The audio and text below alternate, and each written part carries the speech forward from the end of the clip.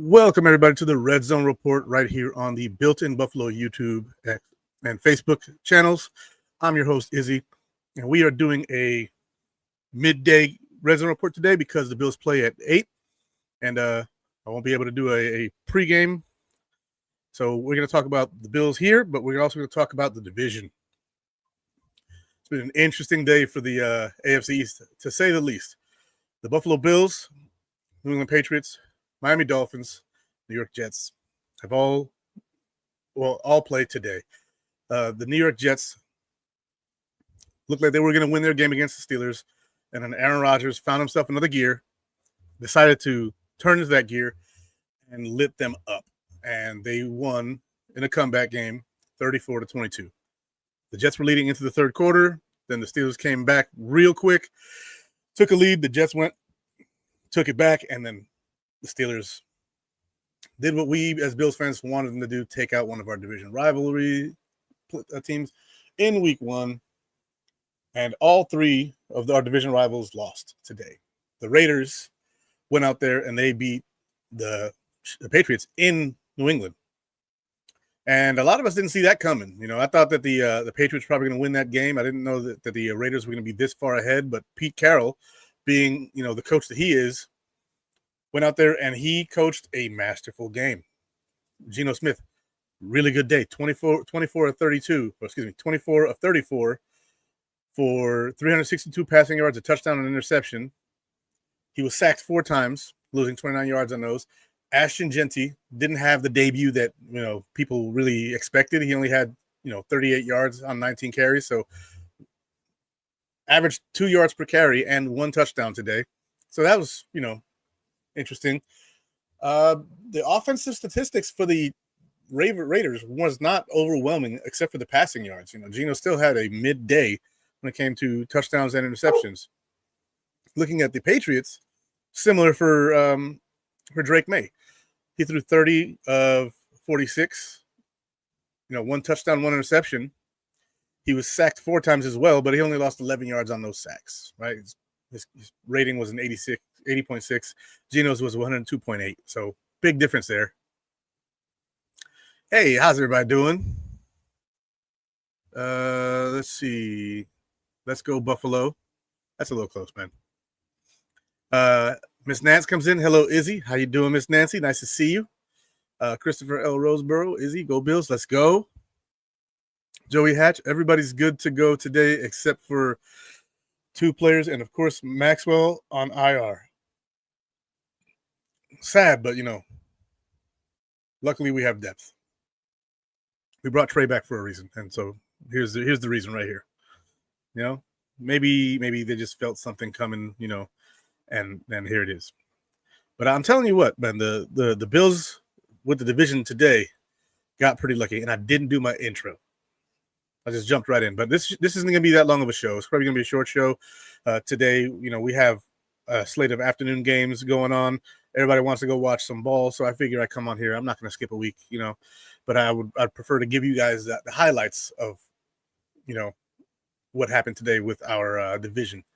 I mentioned the Steelers versus the Jets. I haven't gone over the statistics yet, but I'm going to finish going over the Raiders and the Patriots, and then I'll hop back out on that one.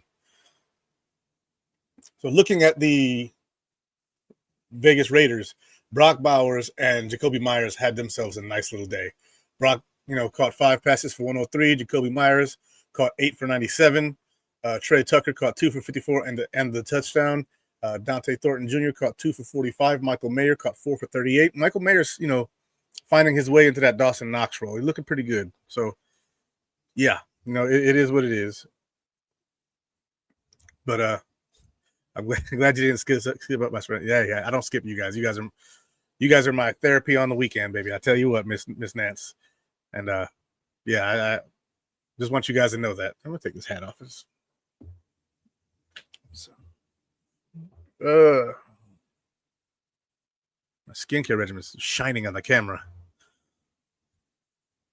But yeah, I tell you, like, the Raiders, they got themselves a little team over there. They're doing some interesting things over there. And they beat the Patriots, who should have a solid defense. Patriots, Keyshawn Boutte had 6 catches for 103 yards. Hunter Henry had 4 for 66. Stephon Diggs had 6 for 57. Who caught their touchdown pass? That's the question. Demario Douglas, who had 2 catches for -2 yards on the game, had the touchdown. That's wild. All right, so the Patriots may be a little further behind than we thought, or, as we all know, week 1 often is a liar, and we don't know what teams are going to be putting out there week 1. Week 1 is a hard game.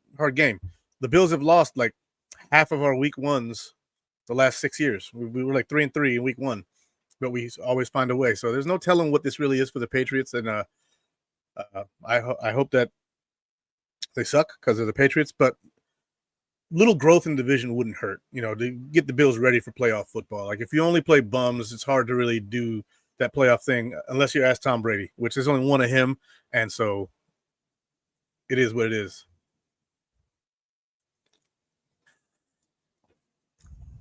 But Drake May, played well. Didn't play great, but he played well. And Geno Smith, he had himself a good game yardage-wise.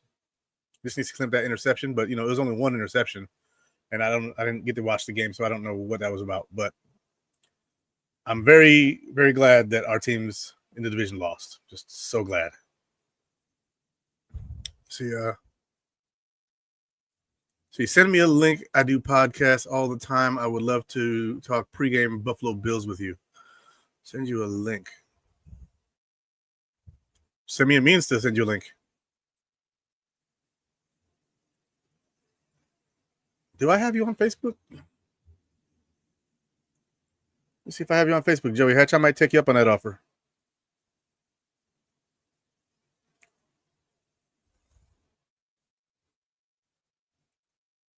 Joey Hatch.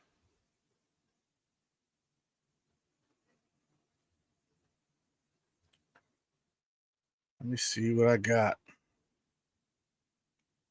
I sent you a message request.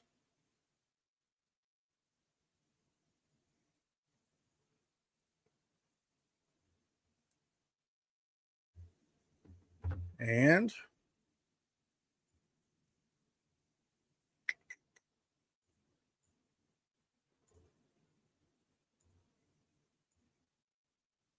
we're getting there, Joey.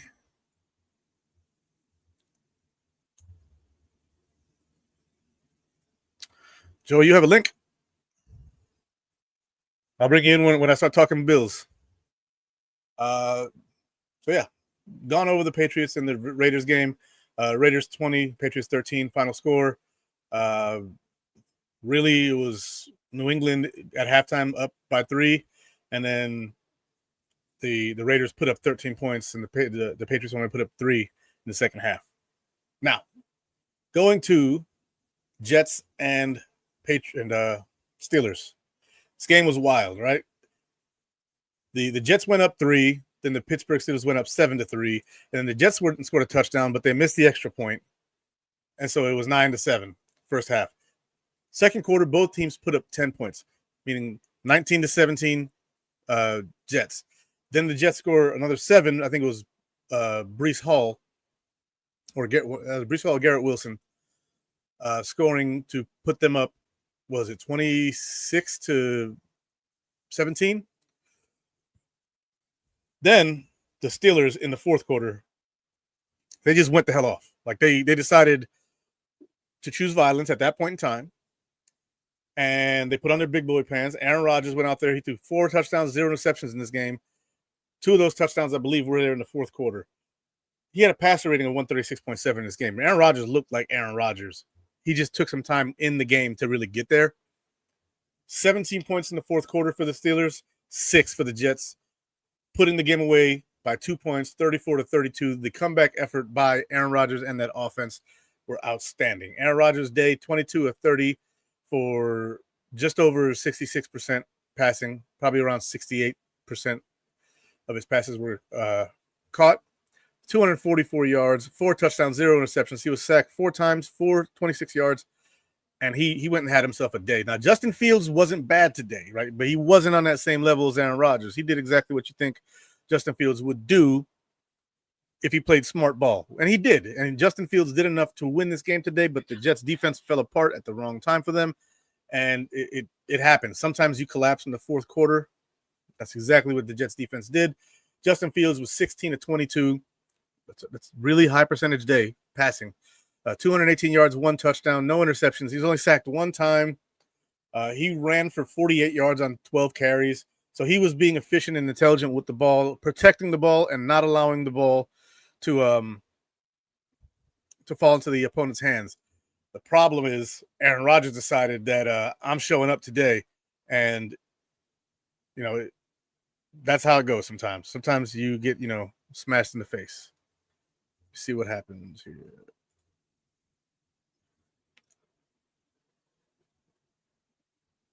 All right, Joey's got the link. We'll see if he jumps in. But the Jets offense played well. I mean, Breece Hall, 19 carries, 107, no tutties. Justin Fields ran 2 touchdowns in. So he had 3 on the day if you include the rushing. He did exactly what you thought as a passer. He did exactly what you thought as a rusher. And then Braylon Allen had another touchdown run.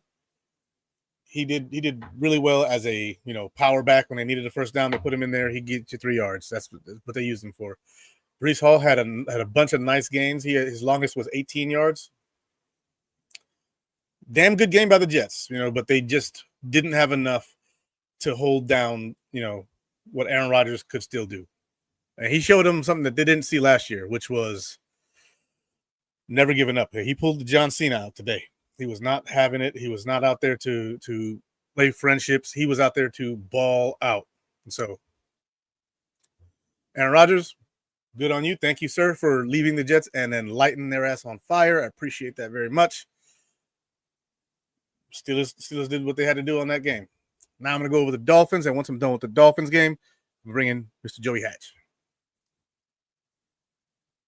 Let's see. We got, where's Miami? Because that game was horrendous to watch. If you're a Dolphins fan, that was absolutely brutal. I had the 3 games on the 3 TVs here. I have 4 screens separate from the one I'm looking at you guys on right now. I have another laptop over there with the screen open, and then the television next to it. Then I have a 50-inch here. I have a 55-inch there.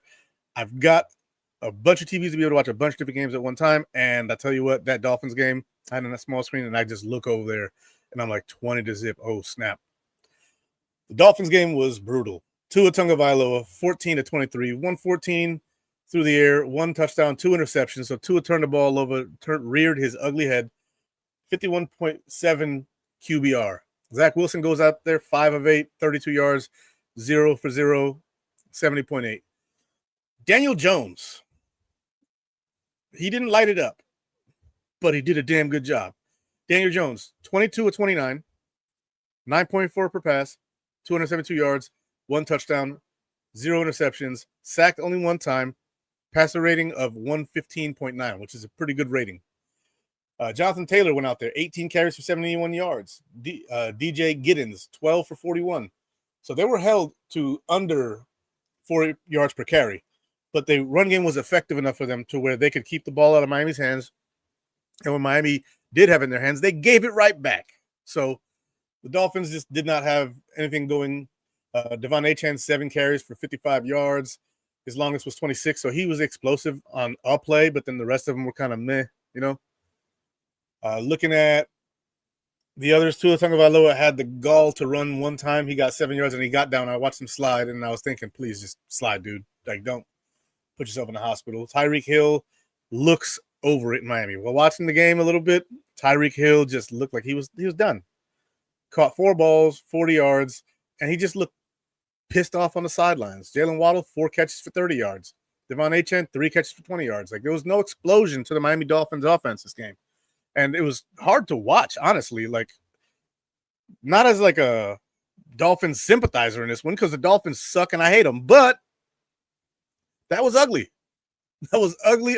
And I told Dolphins fans before the year started, when I would join Dan Mitchell on the freaking the Roundtable Sports, AFC East Roundtable, and I was on there and I was telling this Dolphins fan, it wasn't TD Finstock, who's the usual guy there. It was another guy, a Caucasian gentleman wearing a hat. And I guess Richie laid into him a little bit. And then I got on there and I tried to be as sincere as possible. Told him this is going to be a hard year for you guys and I don't wish it upon anybody. But you're the Dolphins, so I don't care. It's going to be a hard year for them. Looking at the Colts receivers, Michael Pittman Jr., 6 receptions, 80 yards, and a touchdown. So their number one receiver showed up. He showed up. 13.3 per catch. Tyler Warren, tight end, 7 catches, 76 yards. Alec Pierce, their slot receiver. He only had 1 catch, but he was for 36 yards. It's a big gain. It's a big gain. He could probably be used a little bit more. Jonathan Taylor, 3 catches, 27 yards. Adonai Mitchell, 2 catches, 21 yards. Adonai Mitchell's development needs to step up this year. You were a second-round pick last year out of Texas, and I really liked him, right? The speed, the dynamics of his route running ability, but the quarterback situation in Indianapolis has not helped him at all. Do I think that's the whole problem? No. However, he needs to step it up. And it is week 1, so he's got time. Week 1 of year 2. If Daniel Jones can figure this out, maybe it was the bright lights in New York City that he really couldn't take. Ends up in Indianapolis. I got a feeling that he may be able to, have a resurgent career, but we'll see. We'll see. Josh Downs, 2 for 12. I mean, I believe he's coming off an injury too, so that's a problem. But yeah, basically, the AFC East is ours to take today, to take the lead in, not take the whole thing. We got to keep winning all year. But yeah, the AFC East has set up nicely week 1 for the Buffalo Bills to go out there, win, lose, or tie, whatever. It's week 1, and I want the Bills to go out there and dominate and put a stamp on it. But it's week 1. And again, we lose week 1 every other year. The Ravens are the same way. They're not really great week 1. So we're gonna see. I'm gonna bring in my man Joey. I gotta change the style we have going on here. Where is it? Yeah, assets. There it goes. Take that away. 2-man. What's going on? How's it going, Izzy? Not too bad. How you doing, man? Oh, I'm doing good. I'm ready to go, man. I'm ready to go. I like it. I like to see the passion and the let's go, because it's we still have like 3 hours for the game, man. Yes, sir. And I can't wait for it, but I gotta wait. So I'll watch some other games and see what happens after the show. But what do you think is going to happen tonight? You think that the Bills are going to go out there and put on a good performance and win, or do you think it's a back and forth game and we win or lose? How you feeling? I think that we win the game. It's not going to be by a big margin. There's going to be some points that get put up on the board. I think the defense will actually do something tonight. And I'm looking for Strong to have a good performance, hopefully, and maybe get his first interception. That'd be nice. And I would love to see 34-27 Buffalo. 34-27. Okay. I could see that score panning out that way. I could also see it being kind of low scoring like the Chargers and the Chiefs were. Yeah. That game was kind of like an ugly back and forth, but then the Chargers pulled it out, and I know all of Bills Mafia is happy for that too, because the Dolphins lost, the Jets lost, the Patriots lost, the Cowboys lost, the Chiefs lost. I mean, Bills win, no better weekend. Right. We're right in the front. Exactly. Not to mention all the teams that we really don't like got smoked out. So, as Bills fans, we only got 2 players that are hurt. I think it's Tyler Bass and Trey White, and then of course we have Maxwell Harrison on IR. I think they just put Tyler Bass on IR too. Did they? I think so. I know they got Matt Prater coming up from the practice squad to play. I heard rumor that it was a thing, but I'm not positive if that's the case.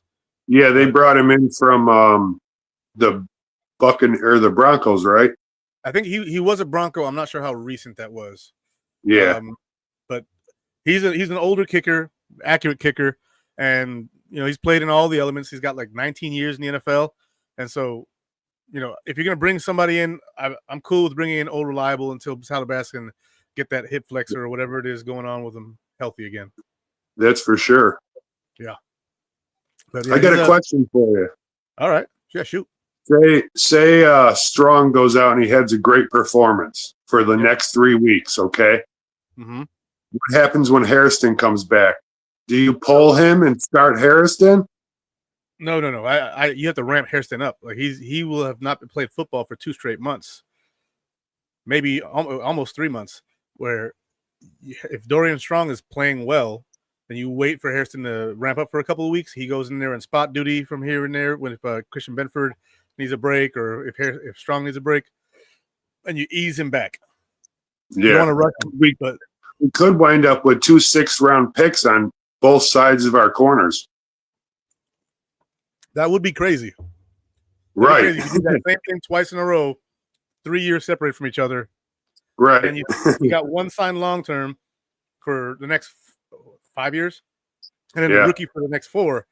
I know we're all hoping that Hairston is excellent though when he comes back, but that would be a crazy scenario, and I wouldn't be mad at it either way. You know, people get so mad that we missed on Kyrie Elam, but like we hit big on Christian Benford, and so I know it's like, well, it's a first round pick and it's a bust. And it's like 50% of those are going to happen there.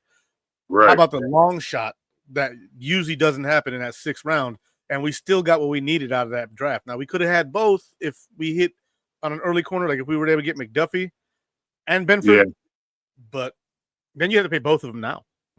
Right. And I'm very glad that the man from the practice squad finally made the roster after a couple years. Tyrell Shavers, man. Oh yeah, I was happy about that because you know Buffalo's always about the underdog. Yeah, look, Tyrell Shavers last year had a damn good training camp. The year before that, he was pretty good in training camp. Then he got better last year, and then this year, he's amazing. And he's a big boy. He's like 6'5", 225 pounds, 220 pounds. 3-4 speed. That gives us another like big receiver. So when Keon comes off, or if something happens to Keon, God forbid, and you know he rolls an ankle, even if it's a minor thing, he's got somebody who can go out there and spell him. You know when he needs a rest. Shavers looks awesome. 6'5" is a big boy to be throwing a ball to when most corners are small. Yeah, most corners are I think 6 foot at the high end. You get some guys who are like 6'4", 6'4", 6'5", like your Richard Shermans of the world, but those guys are few and far between. Yeah, few and far between. So if I'm pulling it up right now real quick just to get the exact dimensions of that big boy, Tyrell Shavers. And he went to Middle Tennessee State University. He is 6'4", 11. So he's got the height and the length. That's for sure. Mm-hmm. And he's quick. Yeah. That the instincts too, like the thought process behind that catch in Tampa, where he caught the ball one-handed, fully stretched out, and then he was smart enough to get the second foot and the knee inbounds just in case there was any doubt. Right. Just in case you think that this isn't real, watch this. It makes me feel like he really wants to play that bad and he's really determined to do something.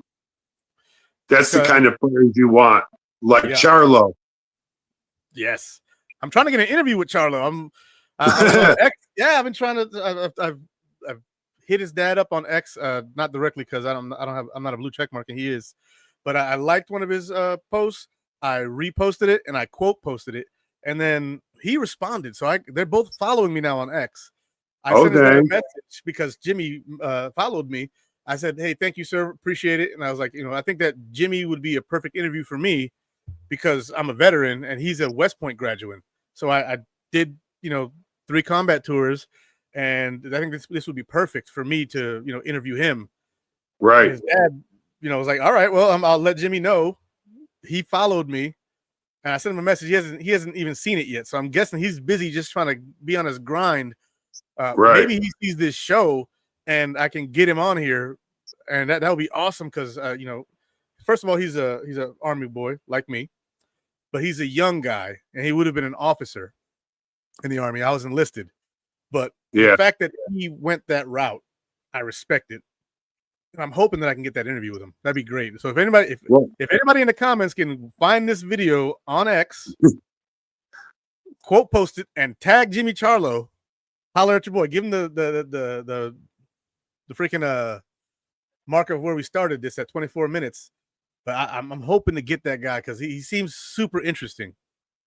Well, I know that he came in and he wasn't here very long, and he made an impact quick.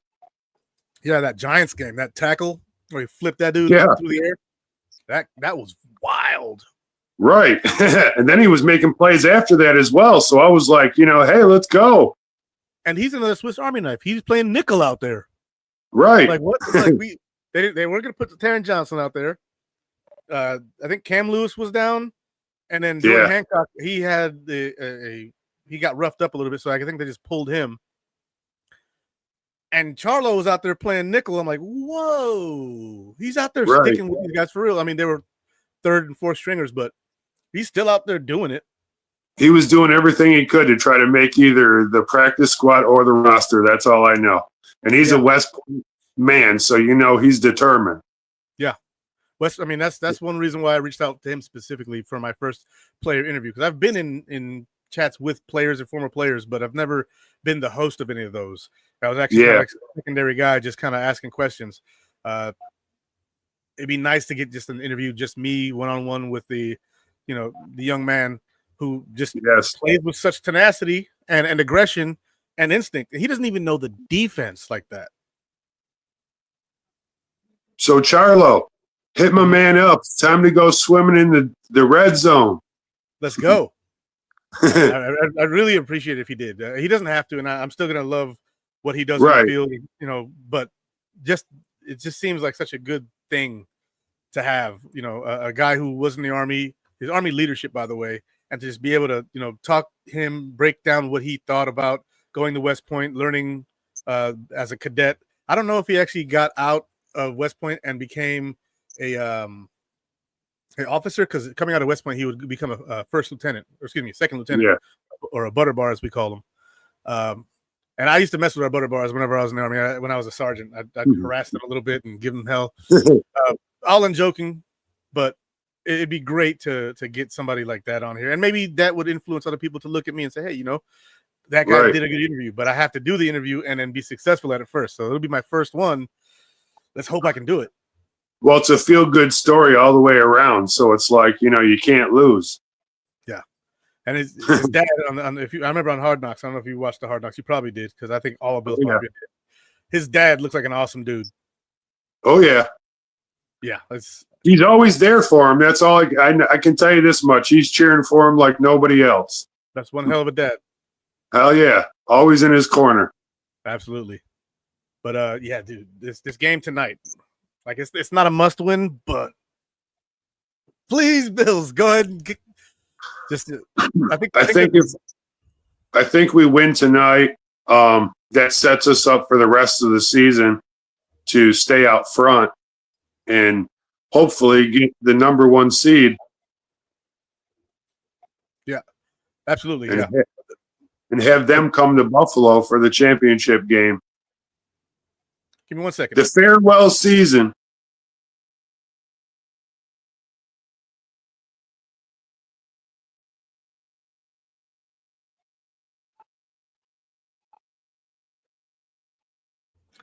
All right, my son's here. He's off to college and he's getting ready to head back to his dorm room. I got him an electric toothbrush.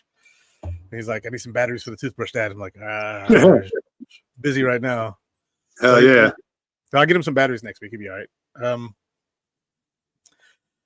Man, this is football's here, dude. Like, but it's the farewell season. Yeah. And it would be great to go out with a bang and hang that banner in the new stadium next year. Yeah. How close to the stadium do you live? I'm probably about 20 miles. 20 miles? Okay. I'm way further than that. I'm in North Carolina, so. Right. Yeah. So I'm from Rochester. That's how I became a Bills fan. I was born and raised into Bills Mafia, Rochester, New York. Joined the Army when I was 18, or actually I was 17 when I signed the contract, but I left at 18. 9/11 happened my senior year of high school. And so I joined right after I graduated. I got a lot of friends that were in the military, and, they all want to talk about things, but it's hard for them because they have to dumb the conversation down for most people or psychiatrists, because there's like military slang that a lot of people don't know. And when they hang out with somebody, they feel more comfortable. But my buddy, Buffalo Spartan, he'd like to put together a thing that you could go in as a military person and not have to register, so no one Yeah, knows who you are, and just be able to talk so that you could get things out, because it does help talking about the problems. yeah, absolutely. I've lost a few friends to suicide because of just things that have happened in the military, and something I'm pretty passionate about. I'm never not suicidal, never have been, but you know, I've had thoughts of like, why are they gone and I'm still here? I've had that remorse, and so I'm not afraid to tell anybody that. Like, you know, I'm an Right. adult. So whatever somebody else thinks of me is their problem, not mine. Yeah. But not everybody is capable of compartmentalizing that way, and they're gonna need that help. And there are Yeah. nights where I sit here and I have a long cry, you know, just thinking about stuff like that. And it is what it is. You know, we just kind of push through it. You know, we're human too. We're soldiers, Marines, Yeah. airmen, sailors, but we're still humans and we have feelings. And sometimes you can't control where they go, but it is what it is. I Well, I appreciate know you, my friend, for doing that for the veterans up there. it's like Bill Vader's on the other side of the world right now because he's somewhere else and he has to watch the game. Somehow, I don't know how he gets it, but he's watching the game. He put a post, I'll be back next year, but he's gone right now. Is he But was military? yeah, he's in the military. I did not know Bill's Vader's in the military. That's freaking cool. So it's like, I appreciate you guys giving your time up and being away from your family and all your friends to give us the freedoms that we so gladly hold on to every day. Yeah. I'll be honest with you. Most soldiers don't think about it that way. Like when you're in the military, it's like, this is my job. Like, you know, kind of like a firefighter, policeman, but like we understand the appreciation. Yeah. But at the same time, I don't know if we understand how to process it. You know, somebody says, thank you for your Right. service. Like, thank you very much. You know, it's like, I just did it. And it wasn't hard, but it wasn't easy either. It was, you know, just something I chose to do because I love my country and some shit went down. But it's like you guys need to really hear that stuff really matters to people, because without you guys, we wouldn't be able to do any of this. We wouldn't be able to watch football. We wouldn't be able to go to the beach. We wouldn't be able to be free and do what we do. So, what you guys are a big part of that. It's no joke. Yeah, and the crazier thing is, like, when you're in the military, like, it's oddly political, but you're not allowed to be political. It's a weird thing, like where, like, you can't do politicized stuff in uniform. It's against the Uniform Code of Military Justice. So you can't protest in uniform. Like, everything that you do that has to do with politics or protest or any kind of displaying of your rights as a human being that could be taken any way or the other has to be in civilian clothes. As soon as you do it in uniform, it's a problem. So balancing that and then life and then thinking that you can use the military as a platform, it's a no-no. But yeah, I really appreciated my time in service. I wish I would have been able to retire, but my body decided it was not time. It was not something that was good for me. And I kind of got out at the right time. My kids, you know, my daughters were getting going from middle school to high school. My sons were in elementary. They were getting ready to hit middle school. And so when I got out, I moved from Fort Bragg, where I was living at, to Spring Lake, North Carolina, for a temporary residence, just so I can figure out what's going to happen with my disability, if I was going to get some, and what kind of work was I going to be doing after I got out. Was I going to be a contractor on base, or was I going to be in the civilian sector? And once all that panned out, I moved to one county away from Fort Bragg, Harnett County, North Carolina, which is very veteran beneficial. Like we don't pay taxes on our property in this county if you're a veteran with a certain percentage of disability. You pay very little for your vehicle taxes. Like it's a very beneficial place to live outside of that. But like, there's a ton of Bills fans here too, which is crazy because it seems like people like Bills Mafia is done moving to Florida and they're coming to North Carolina, which is awesome. Right. So that's a good thing. But it's the story I did when I was in Spring Lake was because the school there was not very good, and I was just like, this is meant to be temporary through the summer. I got to get my kids out of here. The principal of the school is like, your kids are smart. Please don't take them out of our. I'm like, I'm sorry, sir, but I got to do better. I got to do better for my kids. I know that.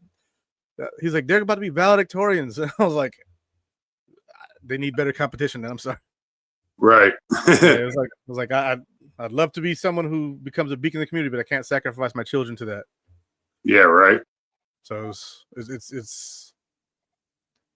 it hurts a little bit looking back on that. But my daughter's just graduated college. My son, he's in college now on an academic scholarship, and they're flourishing. So I'm happy with my decisions based on that.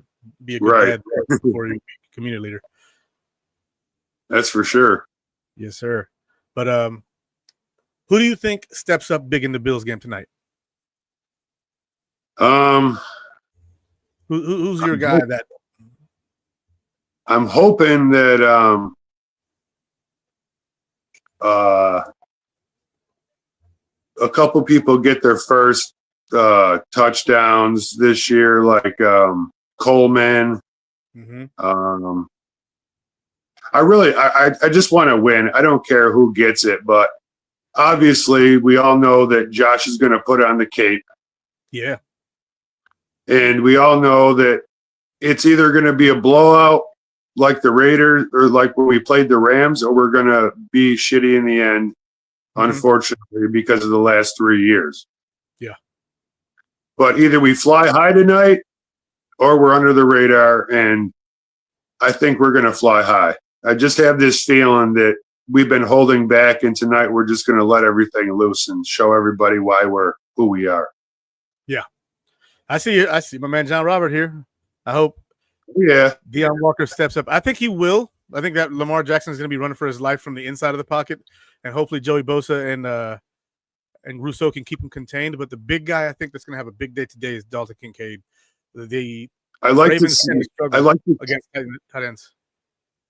Yeah, I like to see how he bunches up the line on defense. Mm-hmm. Like you'll see the guy running on the opposite side, and all of a sudden, all the players are pushed together in a pile because he's pushed all the players that way, and now there's nowhere for them to run. Yep. You talking about Bosa, or you talking about Deion Walker? Deion Walker. Yeah, because they can double him, but then you're singling Ed Oliver, Bosa, and Rousseau. There's a problem on that D line. It's like I'm happy with both of our ends. Yeah, but if you double anybody, it's like everybody thinks Joey Bosa is done. I'm not expecting Joey Bosa of old, but he's going to be an intricate part of this defense. I absolutely agree. I think that he's going to be an intricate part of this defense because the snap count is going to be lower. He was playing 70% of the snaps in Los Angeles. He's going to see probably 45 to 55% of the snaps in Buffalo. Yeah. And then they're going to distribute the rest of them between, AJ Epinesa and Landon Jackson and Javon Solomon. Like Joey Bosa just turned 30. Yeah. He just turned 30. We even brought Vaughn in at, 33. And we lowered his snap count, and he got really productive with that lower snap count that first year. He put up, 9 sacks before he tore his ACL? Yeah. Bring a guy like Bosa. You do the same thing for him. Lower his snap count, bring him down to where we like because of our rotation. He gets you 12 sacks. If we get 12 sacks out of Joey Bosa, that's success. And then you add in the AJ Epinesa 6 sacks. That means that by lowering this guy's snap count, you've put 18 sacks on the board with those two guys, because that's what AJ Epinesa does every year, 6 sacks. And he said he hasn't been happier to be anywhere. This is the best place he's been. I think he said the camaraderie between players, they're always together. He said, I've never had that on any team I've ever played on. Yeah, well, you think about it, you in San Diego and then in LA, like those are big cities. Like people are going to go out and do whatever they want to do because there's so much to do. But in Buffalo, there's not a ton of stuff to do, but there's a ton of stuff to do together. And so when you can do that, you can actually do your own thing, like Deion with the motorsports. Yeah. Deion said, I'm going to live here for the rest of my life. Like he said if he could, he'd be a Buffalo Bill for life, which he is. But, he said he would never stop playing if he could. Yeah. And Deion is probably the most beloved player on this team. And I have all the trust in the world he's going to keep Josh protected. And I believe that Josh is going to be much more intelligent with what he's done like he was last year. He was very smart. He didn't, put the ball in danger. And I think that he's matured to the point where he's past all that dumb shit unless it's absolutely necessary. Well, Joe Brady, when he first came in, he looked at all of Josh Allen's passes, and a lot of the passes he throws are passes that Josh is very good at and comfortable with. So he did the offense to help Josh, which actually brought down his interception ratio, and plus with Stephon Diggs leaving also helped. Yeah, I think I agree with that too. You have a little bit more camaraderie there, less drama. And I don't know if Diggs is as much of a drama queen as everybody claims he is, but I do believe that there is at least some of that in him, and it did show. Yeah. And I just don't know if it was as bad as people thought, or maybe it was worse than I think. But it was apparent, and when he left, that was gone. But I don't like some people lumping in Gabe Davis with that, because Gabe Davis was not a diva at all. Like he was more of a hard-nosed blocker. He just was not a number 2 receiver. He's not that caliber player. But he definitely was not a drama queen or a diva. Excuse me. Yeah. But they couldn't re-sign him, because if you did, you're signing up for more years as a number 2. Can't do that. Now he's where he belongs. When he comes up off that practice squad and is wide receiver 5, wide receiver 4, that's what he is. Yeah. Well, I feel good for him now, because when he left, he had an injury, and it took him a while to get back. And he said that, he's still not there yet, but he's getting there. So it'll be a little time before they able to put him on the roster or whatever. But, for the first 6 weeks, we got playroom until we get the 2 players that are suspended back. Yeah, Ogunjobi and Michael Hoyt. I can't wait for Michael Hoyt to get back. Ogunjobi, I can wait, because these 2 rookies have impressed me to this point. But Hoyt, he looked good, and he was doing exactly what I thought he was going to do in the preseason, where they had him go all over the place, just like Lorenzo Alexander. They might as well call him the Lorax linebacker. He's played in every position in the box. He's even covered a wide receiver. Yeah. And I wouldn't put him on a wide receiver, but hey, he still did it. Yeah. Versatility is key with someone like that, because then he can rush from anywhere. Right. He can rush from anywhere. He can rush from like as if he was playing the mic, or if he's playing the jack or the will. Like, doesn't matter. He can rush from that point, or he can drop back into coverage and successfully cover a tight end or cover a slot receiver, because he's fast.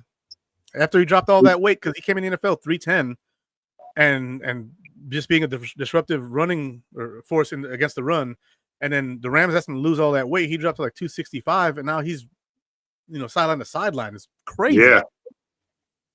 Well, it's unfortunate that kid that got drafted to Tampa Bay. They said he ate his whole career away. Oh, you're talking about the big boy from Florida? Yeah, they released him. I know that. So I wasn't sure if he was going to be able to lose that much weight, though. He walked in there like 430, 450.